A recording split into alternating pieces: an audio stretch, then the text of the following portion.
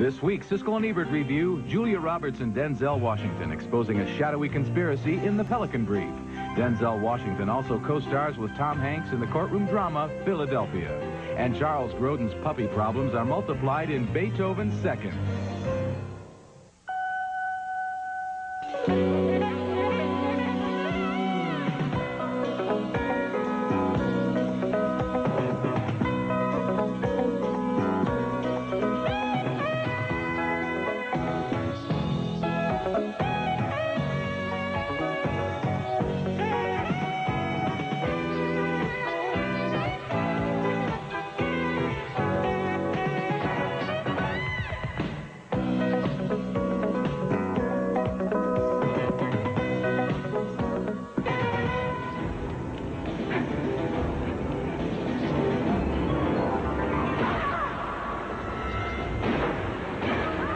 Law student Julia Roberts joins Washington newspaper reporter Denzel Washington in a race to unmask the killers of 2 Supreme Court justices in the Pelican Brief. One of 5 big new holiday movies we'll be reviewing this week on Siskel and Ebert, including pictures starring Tom Hanks, Johnny Depp, Robert Duvall, and a St. Bernard. Season screenings, everyone. I'm Gene Siskel of the Chicago Tribune. And I'm Roger Ebert of the Chicago Sun-Times. Our first movie is The Pelican Brief, based on the best-selling thriller by John Grisham, and it marks the return of superstar Julia Roberts to the screen after a 2-year absence. She plays a New Orleans law student whose research turns up a conspiracy behind the murders of 2 Supreme Court justices, and suddenly she finds herself a murder target too. Did you get into my apartment okay? Your computer's gone. So are your floppy disks. So are your red expandable files. She turns for help to the FBI, and then, fearing she can trust almost no one, calls an investigative reporter on a Washington newspaper played by Denzel Washington. If this thing reaches as deep and goes as high as we think it does, these men will do anything not to be exposed. Where can you hide? The movie was directed by Alan J. Pakula, who also made All the President's Men, and here he recycles the relationship between a reporter who thinks he's onto a great story and an editor who remains a skeptic. John Lithgow plays the boss. I thought of dropping you into the ranks of the unemployed. I know damn well you'd slap me with a discrimination suit. She's here. Bird girl? Is here. You could have told me on the phone. That wouldn't have been wise. And by the way, refusing to tell me where you could be reached did not exactly leave a good impression. Meanwhile, the scandal reaches inside the Oval Office, where the president, played by Robert Culp as a smiling simpleton, is handed some very bad news by his chief of staff, the sinister Tony Goldwyn. I think you should ask Kaminsky to have CIA investigate. The second we confirm that this thing is garbage, you can ask Foyles to back off. It's domestic. Well, the CIA can't go nosing around. It's illegal. Mm-hmm. Technically. The Pelican Brief is well acted and skillfully directed, and it does a good job of creating suspense through its claustrophobic plot structure. The Julia Roberts character feels trapped and under observation everywhere she goes, and under pressure, she and Denzel Washington's newspaperman manage to stay one jump ahead of assassination. But the explanation for the Pelican Brief itself, the theory that she has come up with, is both too complicated and not very interesting, involving still another corrupt oil billionaire and still another White House conspiracy. This stuff has been used countless times before, and John Grisham is simply shuffling an old deck. What I liked about the movie, enough to recommend it, was the chemistry between Roberts and Washington, and the way Pakula is able to create suspense out of thin air and a little ominous music. I didn't care for the picture, Roger, in addition to the payoff, which you say really isn't very exciting in terms of the suspense or the mystery of the story, and it surely isn't. I didn't think that Julia Roberts was very convincing. Denzel Washington, well, he's about as charismatic as you get, but boy, I thought she was really flat. Sort of the idea that this law student is going to, figure this thing out is just preposterous to begin with, I think. And then I just didn't feel the chemistry between them. And when you mentioned... Oh, I feel there really is chemistry, real chemistry between them. When you mentioned All the President's Men, and I would have thought of that even if Pakula hadn't directed it, boy, it's just night and day. It's not anywhere near. All the near. President's Men, and I'll tell you this, I feel that John Grisham, if there is an overrated writer in America today, it is Grisham, because he sells millions of copies, and these plots are not interesting. No, it's not and at really, all. most of the characters' dialogue is just at the service of the plot, but what happens here with Pakula is a good enough director that he's able to take this material and make it work while the movie is playing. I don't think it, I'll tell you, it reminded me of All the President's Men light. It's just a light version. The president is a simpleton, is absolutely right. It's never really threatening. It's all made up all the way through. Okay, next film, and it's Beethoven's Second. And I really enjoyed the first film in the series, but the sequel is nothing special, save for some cute St. Bernard puppies, and sad to say, a wildly inappropriate scene. More about that in a second.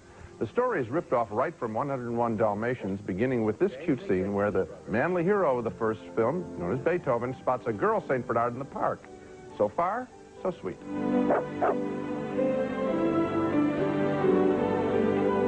You know this guy? The canine couple produces 4 puppies that the Newton family kids hide in their basement away from Dad Charles Grodin, who didn't want the original St. Bernard Beethoven in the first place. You know, just a few days to get away.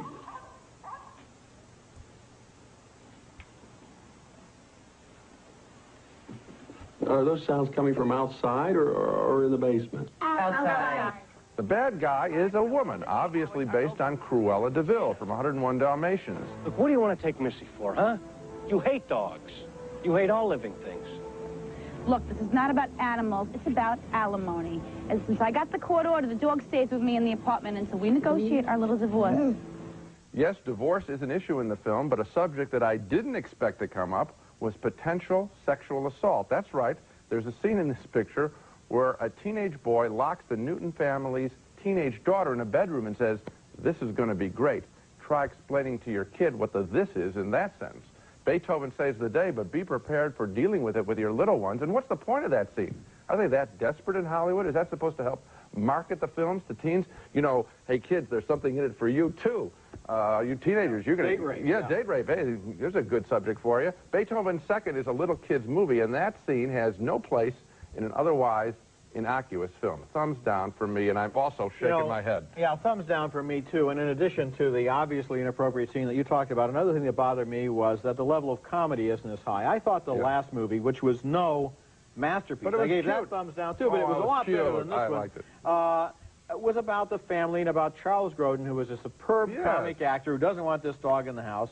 Now we have a situation where basically he's gotten around to the point where he likes the dog and even sort of likes the puppies, and then you have these 2 heavies that come in, and they're dog nappers, and the humor is gone. Bonnie Hunt also was very appealing. You had a real couple there, a real specific family, and they didn't write those scenes. When we come back, Tom Hanks is dying of AIDS, and Denzel Washington plays his attorney in Philadelphia.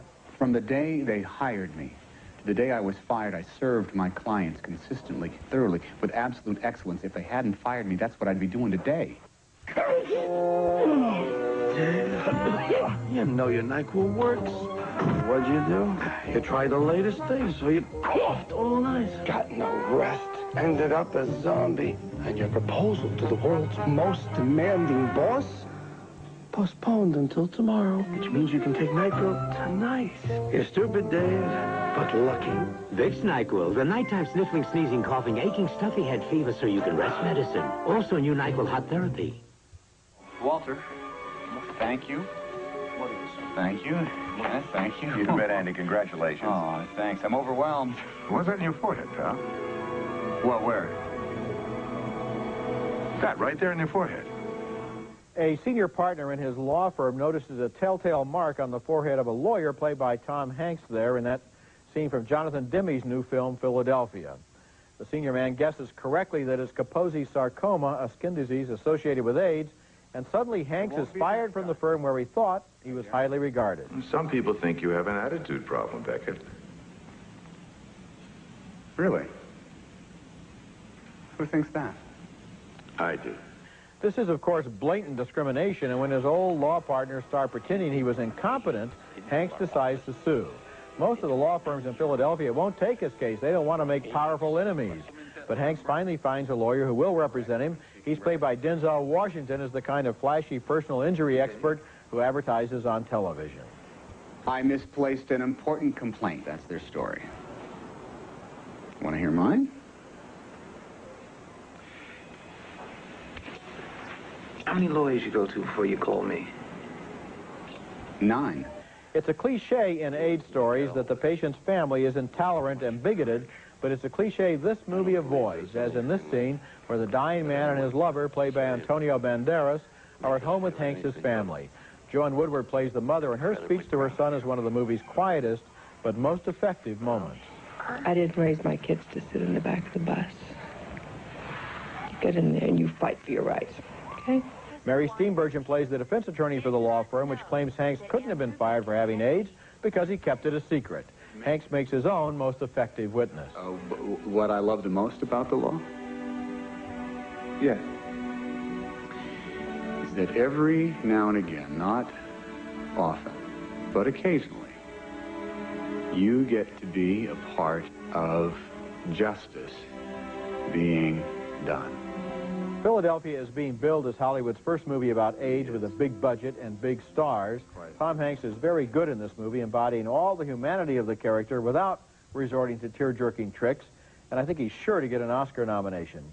But the screenplay itself, I think, could have been a little better. Somehow, once the story gets into the courtroom, the truth and spontaneity of the earlier scenes gets absorbed into the old and familiar patterns of courtroom drama. Still, it's a powerful film. I had the exact same reaction as you, that Hanks's character is compelling, but the courtroom story is really sort of hack.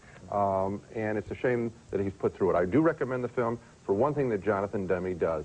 I think if there's a visual strategy and image to this film, it's Demme saying, let's look at AIDS in close-up. Here are the sores. Look at me. Because I think that what AIDS victims must feel, among many other things, obviously they're going to die, is that people won't look at them. They won't even acknowledge them. And so his camera is used to pan down the face, pan down the body. Here it is. Look at it. Look at it. I'm a human being, and that's the strength of the film. That whole part of the film, and I'm serious when I said that Joan Woodward, who's on the screen very briefly, has two moments of incredible power.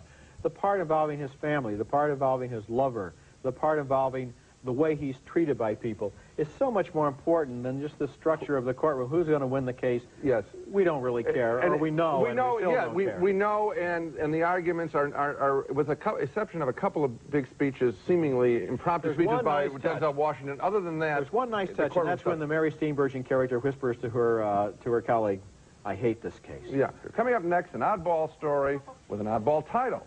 Johnny Depp stars in the family drama What's Eating Gilbert Grape?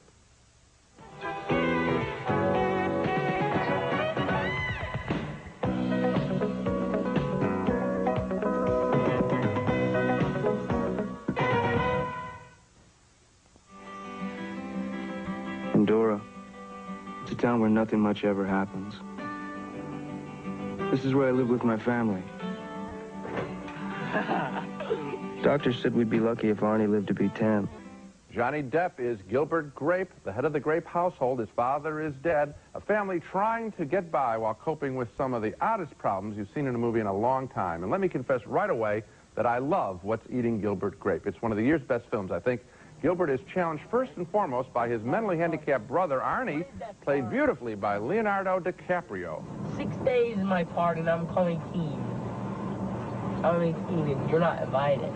Arnie, don't be rude. Oh, it's okay. That woman in the pickup truck is played by the inventive young actress Juliette Lewis. She's just passing through town and maybe through Gilbert's life. That's the house. It's really amazing. I mean, how small it looks from here, considering the girth of what's inside of it. He's referring mockingly to his obese mom, played memorably by Darlene Capes. When have you ever seen a fat person in the movies treated with such complexity? I never meant to be like this. I never wanted to be a joke. You get a sense of the oddity of this film? What's Eating Gilbert Grape is better than any contemporary rural slice-of-life picture I can think of. It was directed by the fine Swedish director Lasse Hallström, known for his offbeat comedies My Life as a Dog and Once Around with Richard Dreyfuss. This story is based on the novel by Peter Hedges, who also wrote the screenplay, and he and Hallström create memorable characters, spin them in fresh ways so that you know these people very well and care about them very much when the film is over. I strongly recommend What's Eating Gilbert Grape. You know, one of the things I like best about the picture is the very true way in which they show the town people relating to this family, which is obviously an odd family that lives outside of town. They have one son who's always climbing the water tower, and then a mother who never leaves the house, probably can't get through the door. Yeah. And then Gilbert Grape trying to hold everything together and not sure if he can, you know, trust himself to have a love relationship with Juliette Lewis because he has all these responsibilities at home. Is there enough left in him to love someone who obviously loves him, and he's got his love played out in different arenas? You know, it's a very these special two actors, picture. Johnny Depp, who was so good in Benny and June earlier this year, Juliette Lewis, who was so good in California earlier this year, are now two more good performances, indicating that they're really people to keep your eye on. Yep. When we come back, Robert Duvall and Richard Harris are two old men living one day at a time in wrestling Ernest Hemingway. I'm 80 years old. If you don't start president, I'll die before we get there. Our next movie is named Wrestling Ernest Hemingway, and it's a sweet, warm-hearted movie about a friendship between two old men who would seem to be complete opposites. One is a retired sea captain, played by Richard Harris, and the other is a retired barber from Cuba, played here by Robert Duvall, although you have to look closely to recognize him. Their daily ritual includes a visit to a coffee shop where Duvall harbors a not-so-secret crush on the waitress, played by Sandra Bullock. You know you're breaking my heart sitting here in Bernice's section when there's a table opened up in mine? Yes. If the Duvall character is shy and courtly around women, the Harris character is always on the make. One of his targets is a woman he often runs into at the movies, played by Piper Laurie. And his other target is the manager of his residential hotel, played by Shirley MacLaine. Two old Irish dogs should not be barking at each other. That's nice, Joyce, only I ain't Irish. Cooney. What the hell kind of a name is Cooney if it ain't Irish? That husband I had, he was Irish. He left. I got stuck with the name. Harris has a fine bravura in the film, and Duvall provides a counterpoint with his quiet, delicate, good manners, as in this scene where he goes to say goodbye to the waitress. Why don't you come inside? Oh, I have to go back. Well, you just got here. Yeah. How did you get here? Well, Frankie let me use his bike. You came all this way on that? Yes. It wasn't hard. I'm in good shape. Ernest Hemingway was a writer known for romanticizing macho behavior while at the same time battling the demons of loneliness, insecurity, and approaching old age. And in a low-key way, both of these men are wrestling with some of the same problems. They are old, they have been sidelined, they are forgotten by friends and family, but they have a pride and a will to live life to its fullest, and when they form their unlikely friendship, they're able to see that more clearly. Wrestling Ernest Hemingway is a sentimental movie, yes, but it's unashamedly sentimental and very touching. I like the individual performances very much. And Duvall, you know, within the acting community, they all respect him tremendously. And I think if people see this performance, they'll see that. At the same time, I don't know, I didn't make the connections maybe that you did, but I didn't feel that this story took them in other than a very predictable ways that suddenly these seeming opposites are going to find each other because they're both lonely. And I guess what I would have liked to have seen, I don't know what I want to see them do in this picture, but it seemed like a march right to a very specific ending. They've really gotten to the point where they're not going to do anything. If you had them doing something like maybe they wanted to sail their boat to Cuba again or something like that, it would have been really cliche. The fact is, it's cliched these are people who live their lives in rented rooms and on park benches and in diners, and they find a friendship that helps them enrich their lonely lives a little bit, and that's all it's about. That's a little cliched at the end. That's my point, Roger. I wish I would, maybe if they sort of went their separate ways. So you're not recommending it? I'm recommending the performances, not the film. Okay, well, you're going to have to see the film, though, to that's true. Enjoy those performances. Coming up next, our video pick of the week, another film starring Denzel Washington, who seems to be everywhere at the movies these days. The Century Plaza, offering the finest in luxury service in Southern California style, adjacent to Beverly Hills on L.A.'s fashionable West Side, the Century Plaza Hotel and Tower. And now for our home video pick of the week, starring Denzel Washington, the star of the Pelican Brief and Philadelphia, who has become one of our most charismatic leading men. But this comes as no surprise to us because Roger and I targeted him for big stardom the first time we saw him in a leading role in the Jamaican detective story, The Mighty Quinn. He plays a policeman in search of an alleged criminal, his boyhood pal, played by Robert Townsend. What are you smiling about? The uniform man. You look great. Where you been? Parade. Wedding.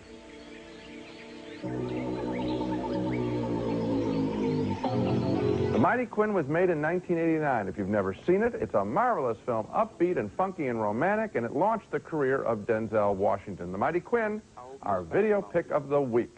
Now let's recap the movies we reviewed on this show. A split vote on the thriller The Pelican Brief with Julia Roberts and Denzel Washington. Roger thought the performances carried the convoluted story. I wasn't impressed and didn't care, frankly, if anyone was caught.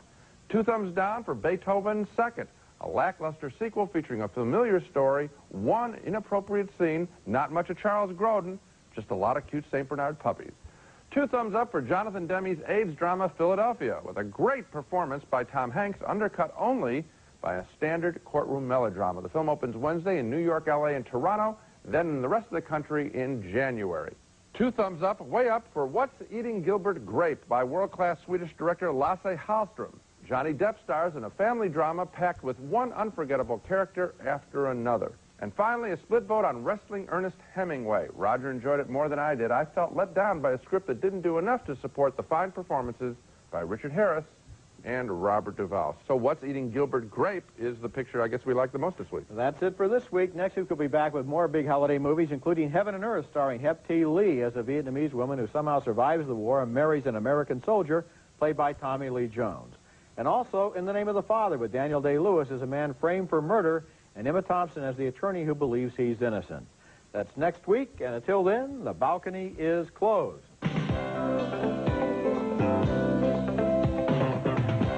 Ladies, for close, smooth shaves in or out of the shower, the Lady Remington Wet Dry. Rechargeable or battery operated Lady Remington Wet Dry. It's